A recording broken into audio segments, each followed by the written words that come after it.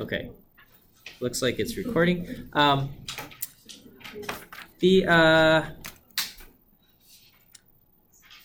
Maybe because I started talking about this topic of loss functions are in the form of an error plus a penalty for undesired features of a model. Maybe I'll just take a short detour to talk about this overall topic of regularization / shrinkage, and in the context of linear regression, we'll look at ridge regression and lasso.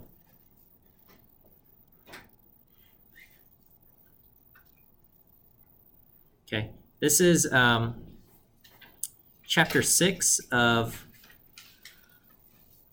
Introduction to Statistical Learning, but I wasn't planning on dedicating a full lecture or anything like this, because I believe in your regression course you will spend time on model selection, okay? And you'll cover terms, AIC and stuff like that.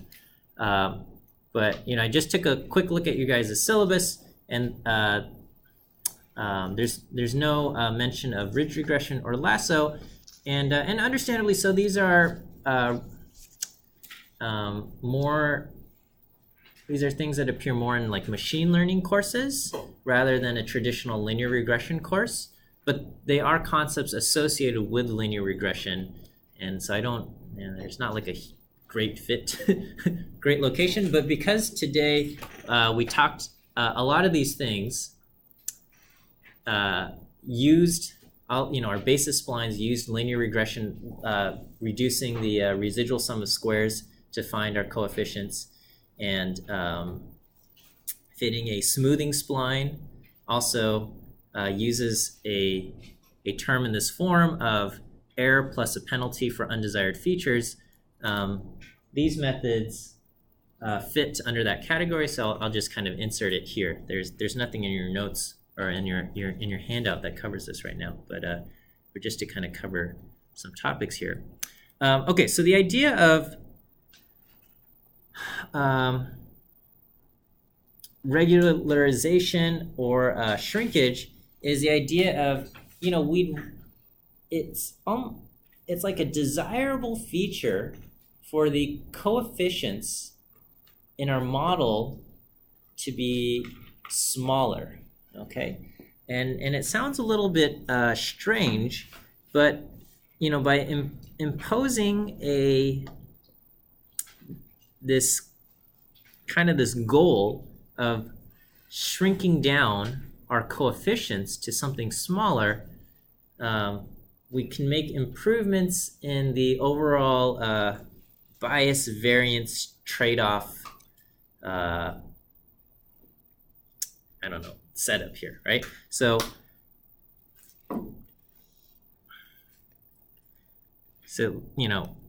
if we had data that looked like this, okay, one option is we can have a model that fits our data points that look like this. This is going to be low bias in the sense that our model can fit our data well, okay? But it's also going to have high variance, okay? If our data, our sample was a little bit different, our model might look completely different.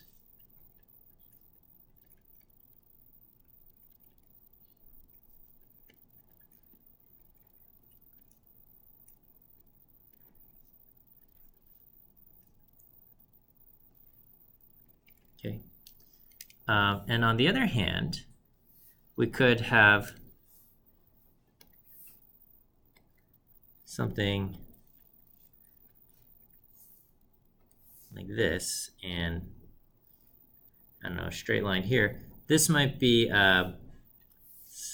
not a great fit, but this will be high bias, okay? You know that our model does not do a great job of prediction.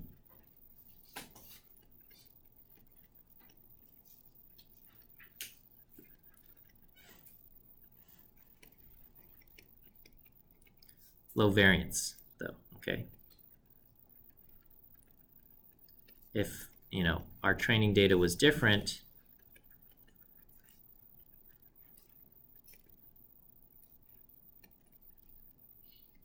the resulting model probably won't change very much.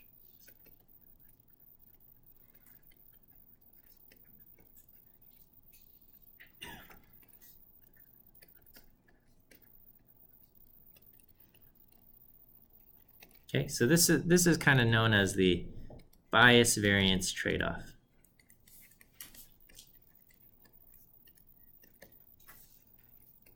And you know, the idea is you want something in between. You want a happy medium, one where you can predict your things pretty well. If the training data that came in was a little bit different, you know, your model won't change a drastic amount, and it can make pretty good predictions on test data cases. Okay, so in linear regression,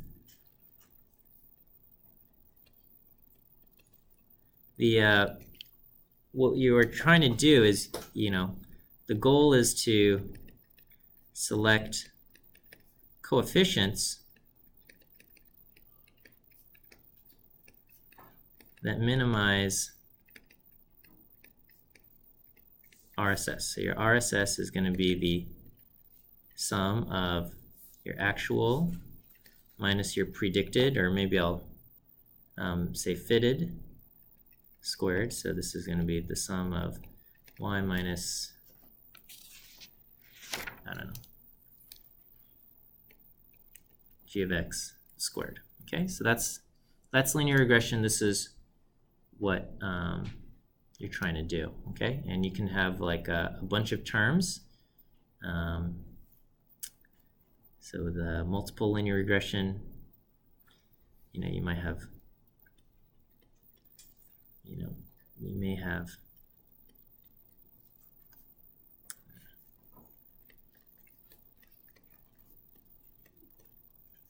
many coefficients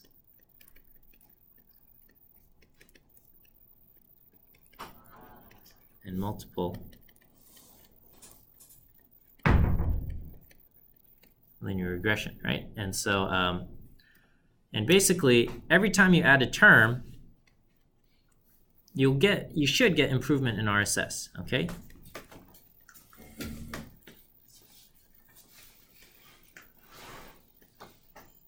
RSS will go down in your training data.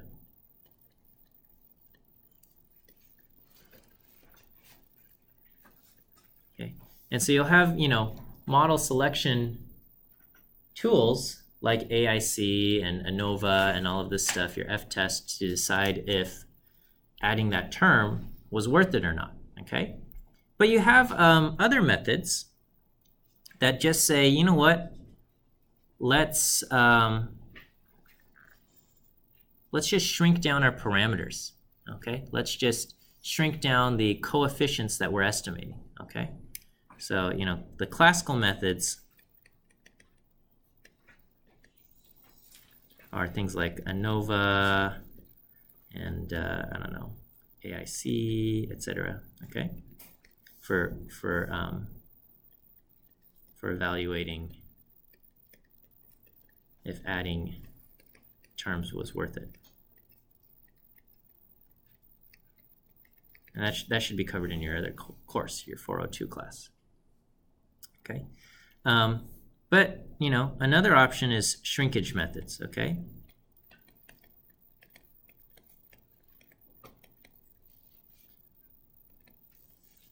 Okay, so, you know, ridge regression,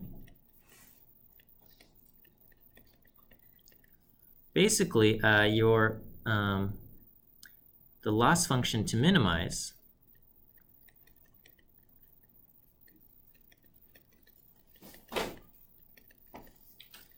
is the RSS, so the difference between your actual values plus and the predicted values, okay, plus some lambda term times your beta coefficients squared. So this is, you know, kind of your squared error. And then this is just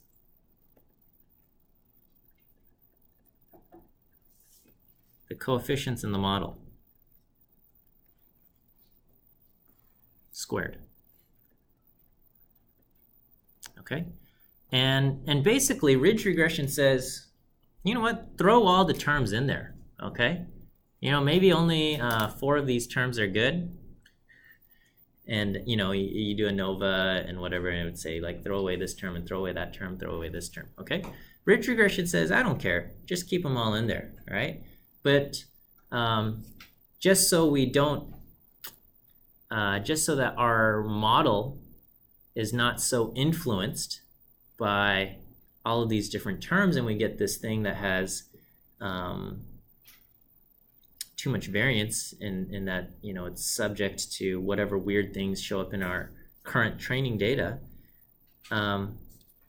What this will do is it will impose a penalty if any of our coefficients are large, okay? So if any of our coefficients are large, it imposes a penalty and it encourages smaller coefficients, you know? And so basically, that has the effect of saying, you know, no one of these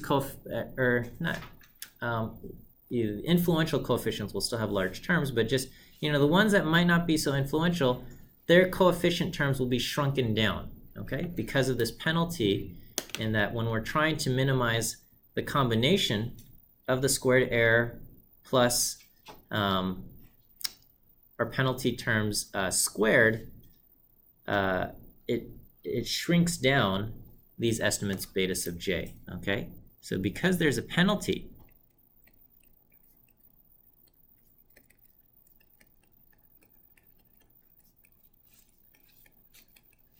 for having large beta j coefficients, okay, our resulting model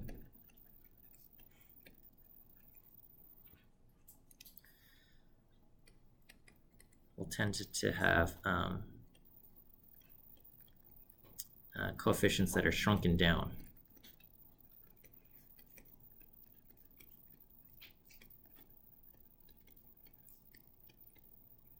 Okay, so we're gonna, this introduces a little bias, but it also decreases the variance, okay, versus another model where you just have all the terms thrown in there, okay? So it basically increases bias, but reduces variance in the estimates of coefficients.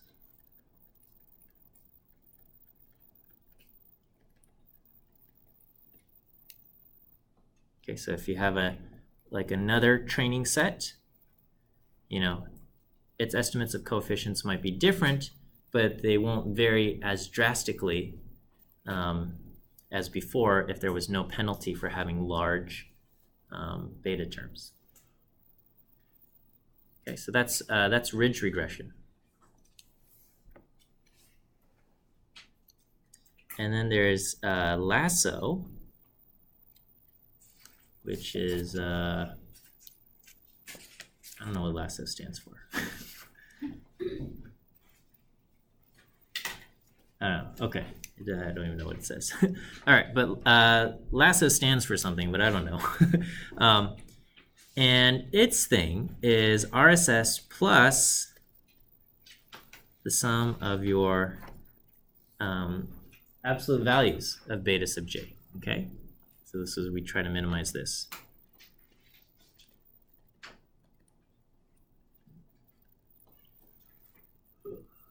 Okay, and you might say, well, that looks just like this. Oh, I'm sorry, I got to throw in the lambda term.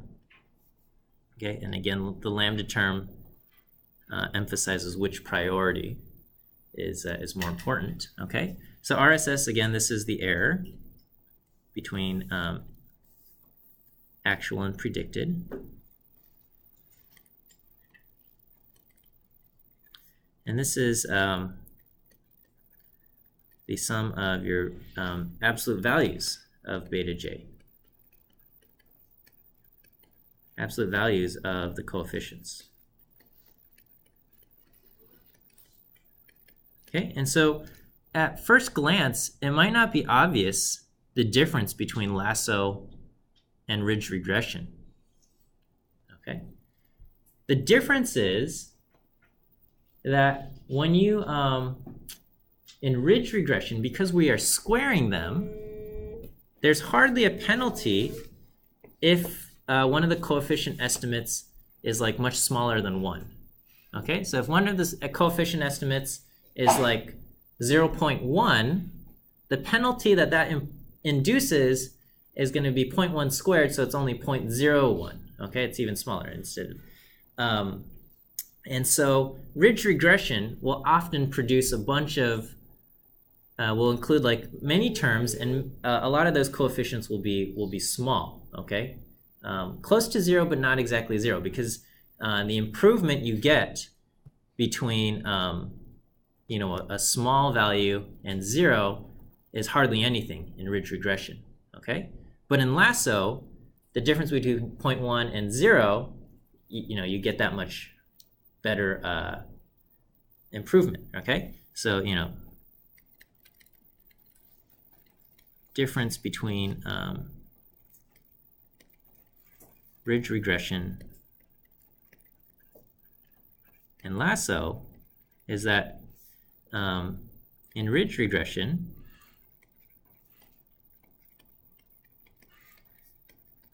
you may end up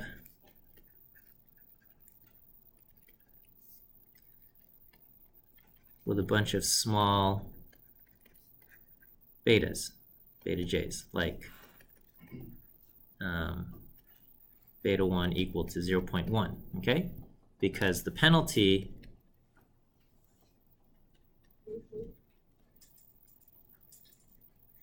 is only something like 0.1 squared, 0.01, okay? So, getting rid of an entire beta term doesn't help much, okay?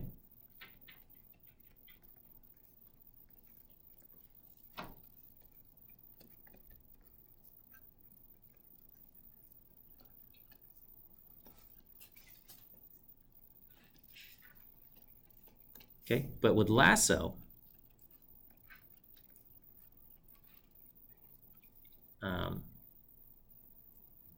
reducing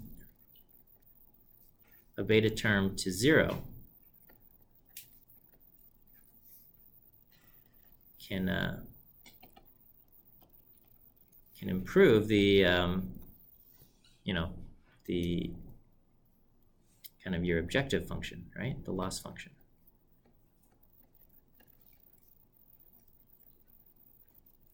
Want to minimize. Okay, so because we're just looking at the absolute value and not the beta sub j squared, if it's shrinking it down, going for ridge regression, 0.1 only has a 0.01 penalty, and but with lasso, 0.1 has a penalty of 0.1, and so going down to 0, makes a lot more sense. Okay, so what lasso ends up doing is it ends up pushing a lot of the coefficients down to 0 for the predictors that aren't useful. Okay, we want to minimize. So lasso will end up, pushing coefficient estimates to 0.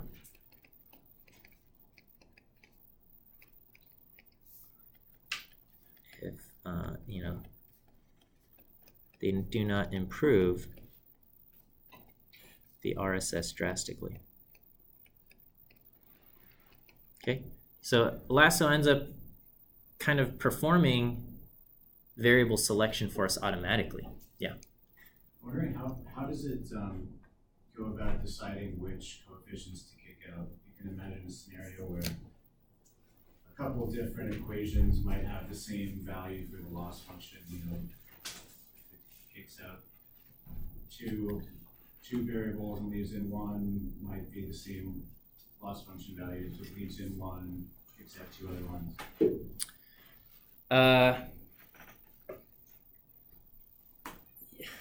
Yeah, that's a good question. So wait, okay, let me just make sure I understand. So you're asking, how does it know how to optimize the thing? Yeah.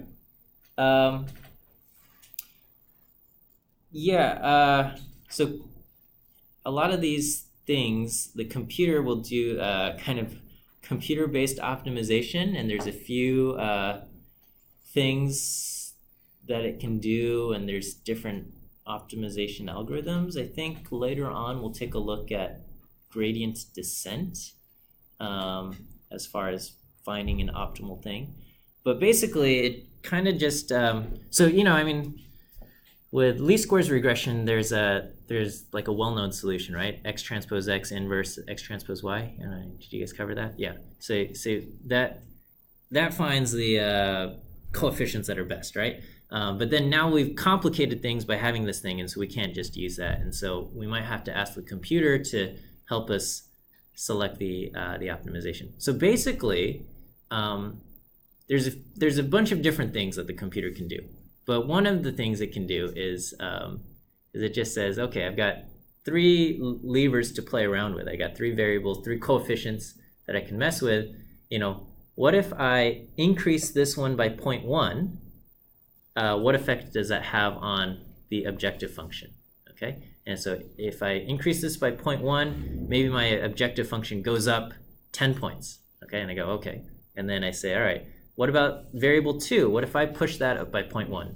And that changes the objective function by only 4 points. Okay, and then variable 3, I change the coefficient there by 0.1, and then it changes it by 2 points. So I'm like, okay, of the 3s that I messed around with, this one, when I changed it 0.1, it caused it to change 10. So let's decrease this one, okay? And then I have a new value to mess with, and then now I have 3 settings, and then I kind of play around with each of them, and then I just say, okay, well, which one of those worked, and we just kind of iteratively do that. The computers aren't good at conceptual math. They are good at menial tasks very quickly and a lot. So we kind of train our algorithms that way. We just say, like, play around with it, see what happens, and then and just keep doing it. So then if you're in a situation where theoretically you might be indifferent to keeping X20 and kicking out X25 or vice versa, it would just be sort of luck, maybe, which model computer would choose.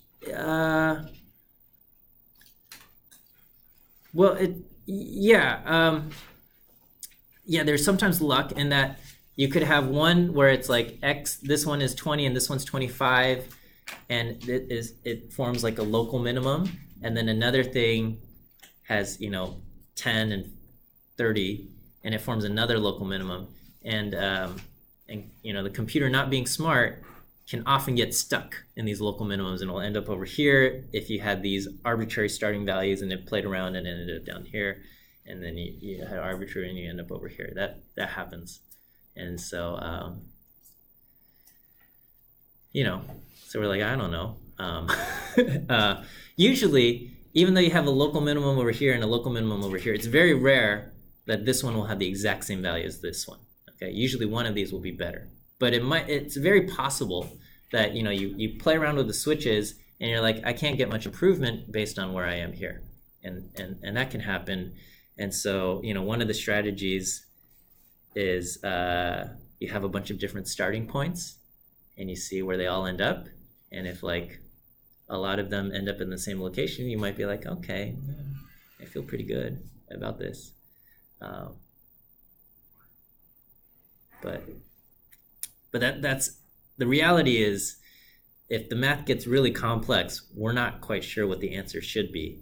And so we just have all of these kind of strategies to avoid disaster. And we just say, well, let's try a bunch of starting points. And if like a vast majority end up in this location that seems pretty good, then, and we haven't found anything better, then we're like, okay, well, I'm feeling pretty good about this, right? Yeah, that's what we have. Okay, anyway. So Lasso will end up pushing coefficients to 0 if they don't improve the RSS drastically. And so this kind of does automated variable selection for us.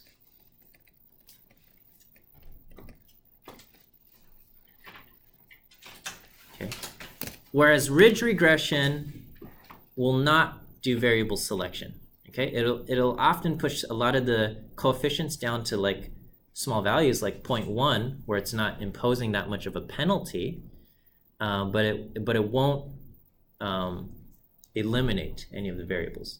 And but you still get better performance in terms of the variance, in terms of like if we had a training set that looked like this and another training set that looked like this, if you did just straight multiple linear regression, you might have one set of coefficients over here that have a lot of variability, and another set of coefficients over here that have a lot of variability. So for example, like if you did a housing data set, right, and you're saying let's predict price, depending on your training data for multiple linear regression, you might end up in a situation where this model says square footage is the most important thing to consider because just the training data happens to show that, okay?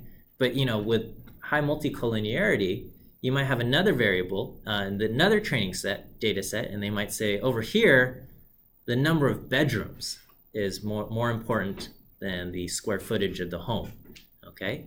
And which one is correct? Well, it's hard to say when you're just doing straight multiple linear regression because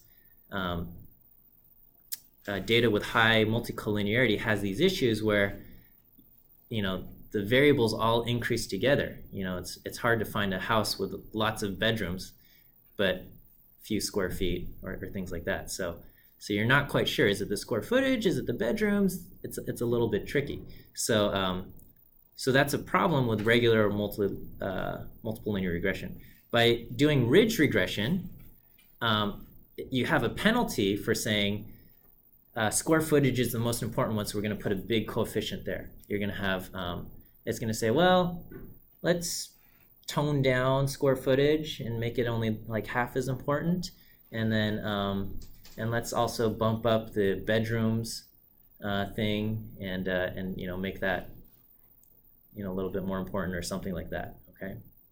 Whereas with Lasso, it's going to say, don't go for this wishy-washy half and half stuff. Just say, based on our data, let's just throw away this variable because it's bringing in penalty, something like that. Okay. All right, that's a little bit of a detour on regularization, but it kind of goes in with smoothing splines because that's what we have. Okay, the last nonlinear thing we'll take a look at is low S, and I'm honestly there's low S with a W and low S without the W, and low S is a classic silt-sized sediment. I don't know what that is. Okay. That's not what we're talking about here. We're looking at local regression, and okay, and then Wikipedia says low S without the W is locally estimated scatterplot smoothing, and low S with the W is locally weighted scatterplot smoothing.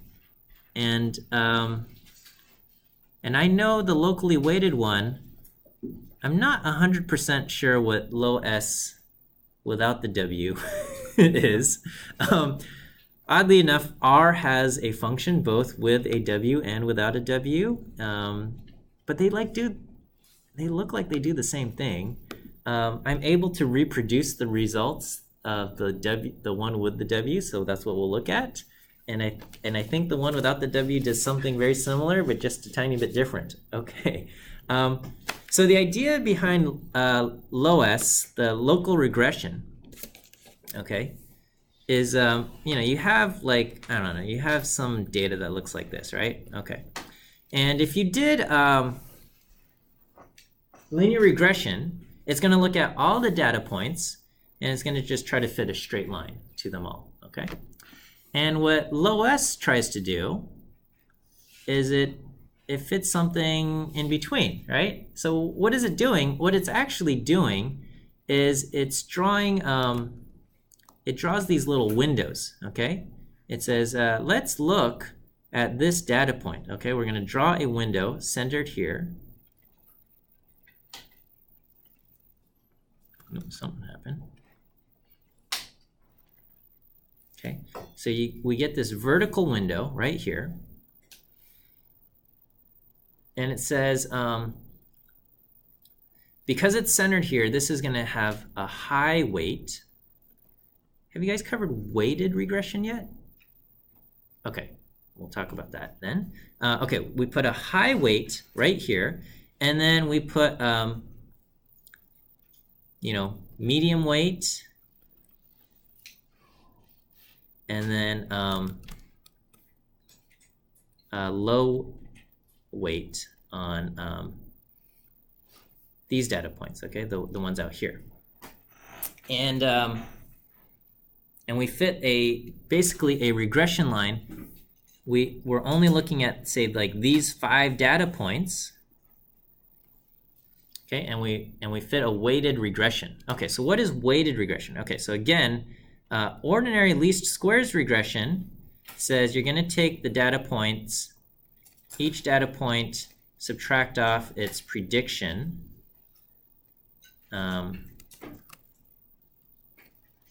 y hat sub I, and then you square it, right? And then so if you have 5 data points,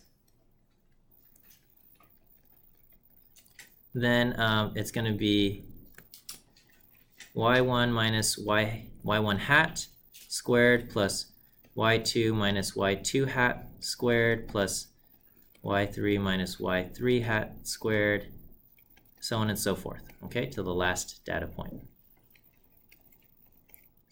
So that would just be fitting ordinary least squares regression to these 5 data points. What weighted regression will do, weighted least squares regression, is you have basically a vector of weights, W.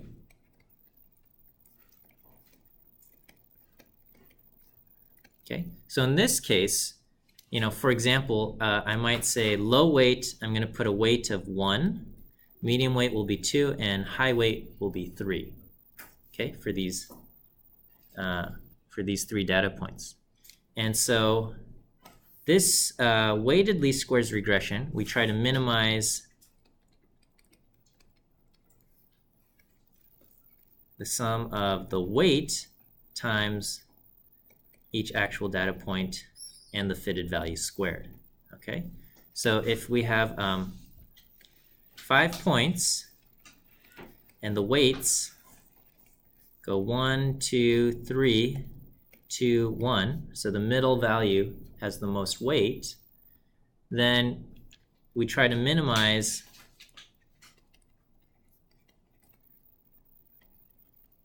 the function of y1 minus y1 hat squared times 1 plus 2 times y2 minus y2 hat squared plus 3 times y3 minus y3 hat squared plus 2 times y4 minus y4 hat squared plus 1 times y5 minus y5 hat squared. Okay, so basically the heavy weighted point will induce a higher penalty if the prediction is different from the actual value. The heavily weighted point creates a greater penalty for having a difference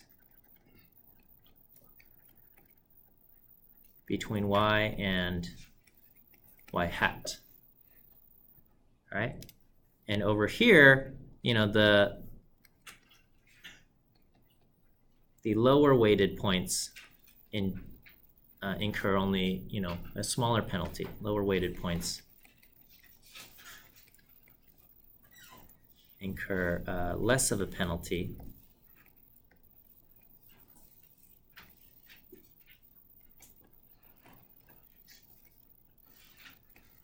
for the difference between y and y hat. Okay, so that's weighted regression. We say these points are important. Minimize. You really got to make sure you don't have error between these important points. These ones out here, they're less important, so if you have error, it's okay, right? It's like giving certain points VIP treatment. And then the local thing says we're only looking at this window, okay? So generally in weighted least squares regression, you kind of have this region of importance that you really want to get, and you put high weights on those and lower weights on the other things. That's like for the entire thing. With locally weighted, I don't know, whatever, scatter plot smoother, you just have a window, okay? So in this picture, our window is 5 points wide, and so we're only considering these 5 points, and then everything outside of the window, we say, I don't care about them, okay? They have a weight of 0. If our prediction is way off for those ones, it doesn't matter, okay? They're not part of my window. I'm only looking at a few points at a time. Okay, so we fit based on these things, we fit something, and then we slide the window up to another point centered at a new point, and we fit another weighted regression there, and we slide the window up, we fit another weighted regression, and we do that, we get a whole bunch of different segments, and then we just join them all together. That's what, I don't know if that makes sense, what we're doing, but we do weighted regression, okay? And so in OLS, the your coefficients are going to be x transpose x inverse x transpose y.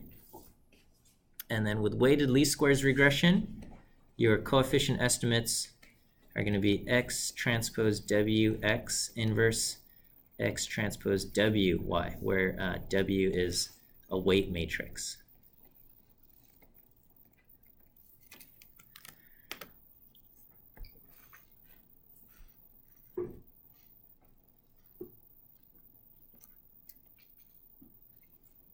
Okay, so I've set up kind of this, I don't know, some kind of example with 6 data points, and we're going to try to fit lowest regression.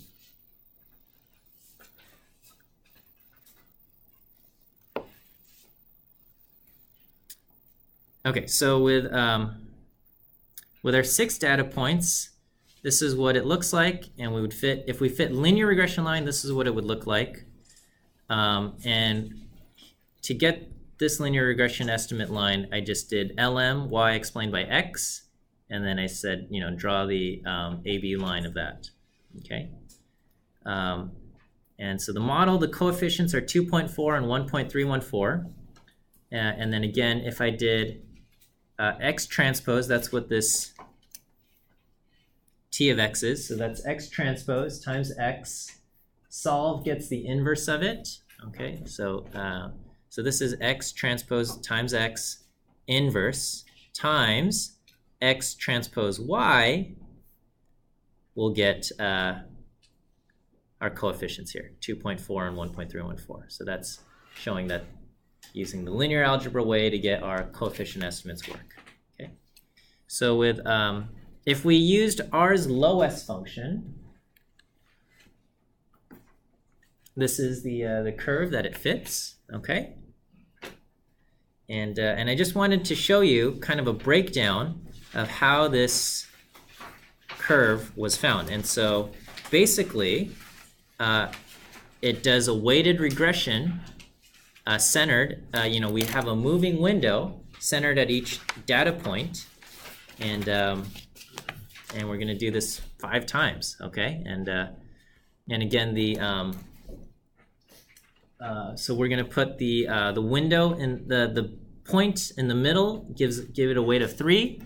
The next nearest points will get 2, and then 2 points away will get a weight of 1, and everything will get a weight of 0. Okay, so and then the optimal coefficients there are x transpose w times x inverse x transpose w times y. Okay, so so here we're going to have a window centered at point 1. Okay, and this gets a weight of 3 in red. You can't see it on your picture, but this gets a weight of 3. This gets a weight of 2. This gets a weight of 1. Okay, these other 3 points get a weight of 0. So the least squares regression line here, the weighted regression line, really cares about fitting this one. So it tries to minimize the error between the red dot and the line, okay? And then it tries to, shrink the error between the orange dot and the yellow dot in the line. And it doesn't care about the errors between the gray dot and the line, and that's why it diverges so much there, okay? And so to do that, I said fit a linear model between the first 3 values, y1, 2, 3, and x1, 2, and 3, and the weights are 3, 2, 1. Okay, the weights on those 3 points, and we have it. Okay, I just kind of want to show you. So the coefficients from fitting that thing is basically 0, and intercept. It's 10 to the minus 15, which is effectively 0, and 2.8. If I set up my diagonal to have the weights 3, 2, and 1, and 0 on everything else. Okay, this is my weight matrix W, with a weight of 3, a weight of 2, and a weight of 1, and then 0 everywhere else on the diagonal. If I use x transpose times w times x quantity inverse times x transpose times w times y, indeed I get 0 and 2.8. Okay, so that when we fit the linear model, I only do it on this one, but just to kind of show that it really is the weighted least squares fit there. Okay. So anyway, we go ahead and we do that for all of the different segments. So this time we weight this point 2, this point weights 3, these ones have a weight of 2, and these ones have a weight of 1, okay? And this is going to be the best fit line here. We don't actually care about the gray points. It just so happens that it happens to run there, but that's just coincidental. And we can see that this black line indeed lines up with what the low S says it should be for this segment between 2 and 3. Okay. It's not like a perfect fit because low S I think does something ever so slightly different from what we're doing, but we're basically getting the same, pretty much the same fit there. Okay. So again, we're just doing a linear model fit between the first 4 values of y and first 4 values of x, and the weights are 2, 3, 2, and 1. Okay. Regression. Okay. Same thing here. This time we weight this one 3. These have weights of 2. These ones have a weight of 1, and we fit the model, the weighted least squares model here, and we get this line.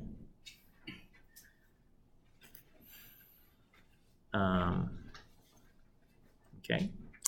And then moving on, we fit it to this one. This point gets a weight of 3. These ones get a weight of 2, and these ones get a weight of 1. And this is the line that gets fit. And then finally, kind of just pushing this weights of 3, weights of 2, and weights of 1. Okay. And so that shows how kind of each of the segments are formed. So the black line represents the least squares fit using weighted least squares regression. Okay, and we can see that each segment that we fit manually fits what basically R's lowest curve produces. So there's a matchup right here for that segment. Okay, and so if I plot them all on the same thing, and it looks crazy, but basically we're just fitting. We take this fit that we did up to this segment, and then we take our next segment, and then our next segment, our next segment, and our last segment to kind of form the, when we fit a lowest curve in the beginning, it's made out of these, where is it?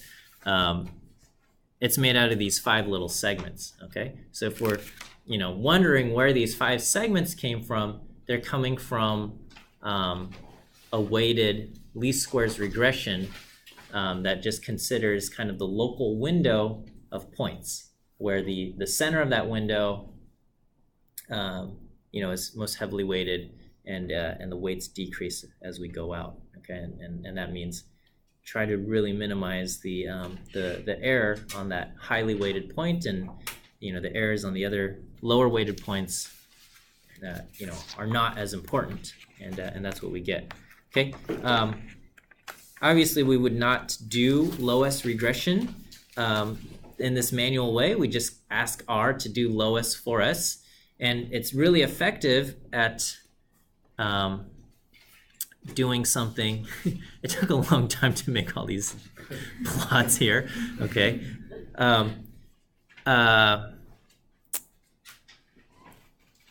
R would do it really quick. You just call lowest on some kind of big thing here. So for example, here is the plot.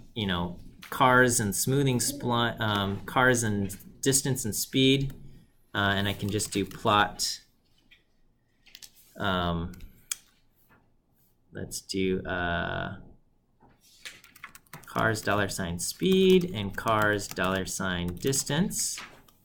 So we'll do that, and then we'll do lines, and we'll ask for lowest cars $speed, or cars $distance as explained by cars $speed, and we'll say color equals red. Okay, and it's very quick. It just, because again the computer is very good at these menial tasks where it just says, okay, I'm gonna just make a window here, fit a weighted regression, and I'm gonna just connect them all along the way. What else do we have? If we have empty cars, I think I can do something like let's do miles per gallon versus horsepower. Let's just plot that. MPG, and let's do horsepower versus MPG. D equals empty cars. Will that work? No. I gotta. Empty cars $HP, empty cars $horsepower. Okay, so here is there's a plot here, and then let's just add lines to it.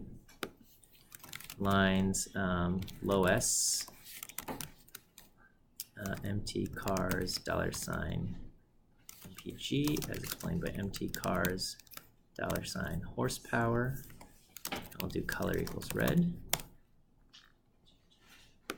Okay, and it just kind of does this, right? And so if there's odd features in the data, it kind of just it'll wiggle a little bit. Okay, and it just tries to fit whatever you have. So it just says in this local window, if we try to fit it, we get these things, and it just joins them up. So that's local regression. Okay, I ran out of time to really write a whole lot about general additive models, so I guess I'll come over here. But the idea is, in a generalized additive model, is you just fit your variable y, your output variable y, to your predictor variables x using any of these nonlinear or linear fits. Okay, so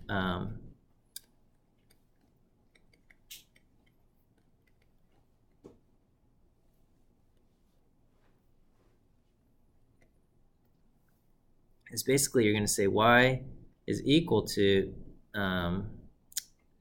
beta 0 plus, well, may not even be this. Okay, so you're just going to say y is we'll say beta 0 plus some kind of,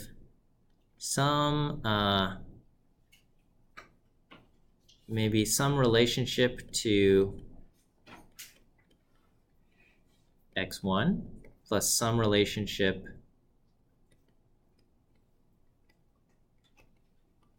to x2 plus plus error, okay, or x3 or whatever, however you want to do this, okay? So just kind of, at the very beginning, one of the first pictures is you just want, you don't care if it's a linear fit. There could be a linear relationship between one of the variables and y, but you're also willing to have some kind of curvy fit or some kind of thing that maybe is defined by lowest regression or a basis spline, and that's basically it, okay? And so you can fit a natural spline or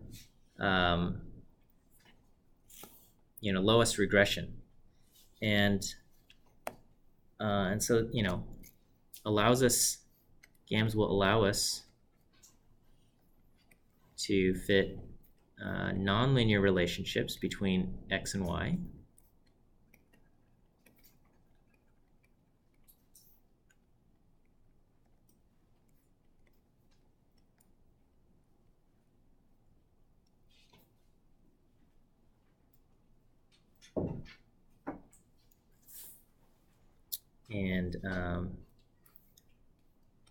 And it's still an additive model.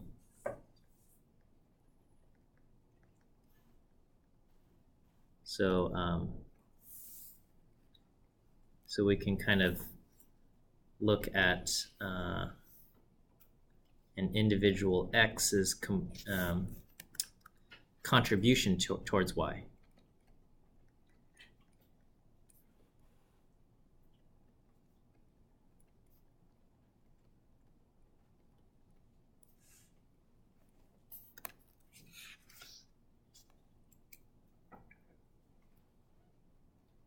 Okay, the restriction, okay, maybe the downside is that it is only additive, okay?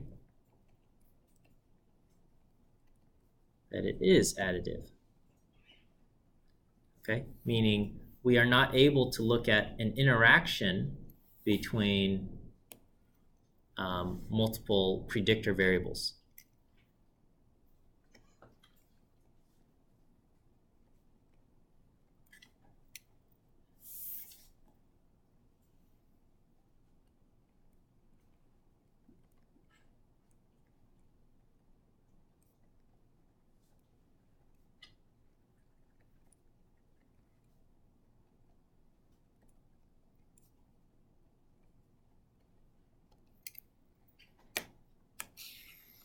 Okay, and then the way you would fit a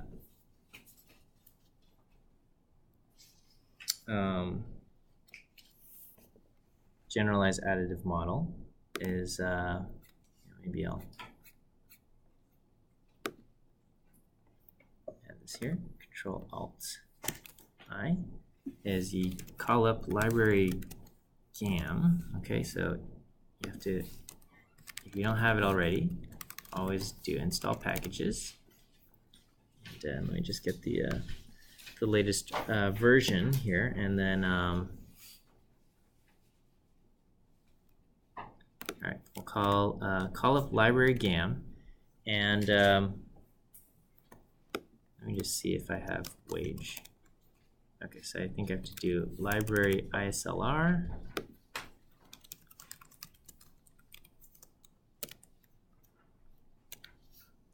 Just do, okay, so here we'll look at some wage data, which is we're looking at 3,000 male workers in the Mid-Atlantic region, and we're looking at their wages, and we're saying, you know, what are these kind of the things that that affect it, okay? And so here are, I'm just gonna fit, I'm just using the example that's in our textbook. So our first model, which we'll call GAM1, will be, we just use LM, linear model, okay? But we're gonna do wage explained by, and then rather than just taking each variable, we're gonna say, let's do a natural spline on year with 4 knots, plus a natural spline on age with 5 knots, plus education, which I think is a categorical variable.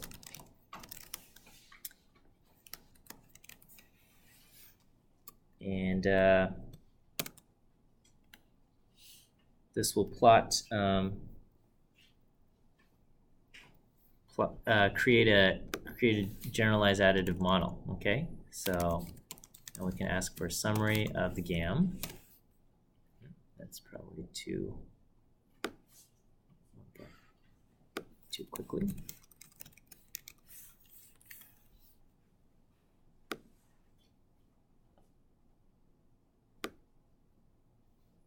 Okay, and so we can kind of see, you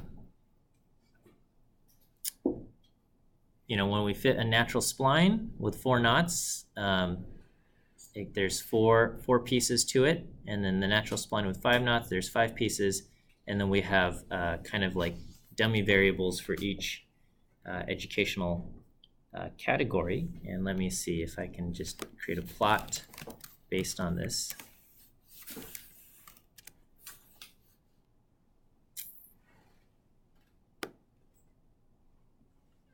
Let's take a look at our plots here. Okay, hit return to see our next plot. Okay, so these are, you know, our some of the diagnostic plots here.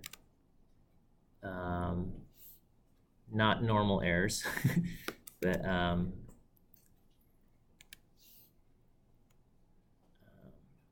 you know, let me see if I can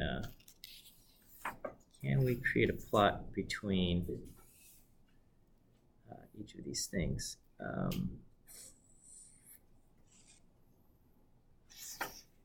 Well,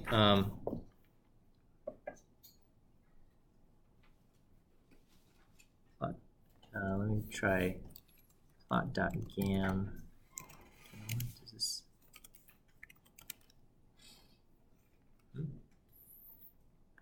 Okay, did that not work? Library.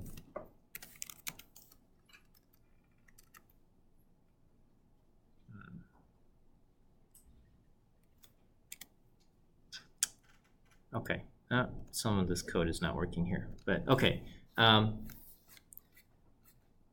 I'll have to improve kind of the examples here, but yeah, basically you can use the linear model if you're going to use splines. If you want to use something a little bit different, there's you know, a few different calls to make for it. I think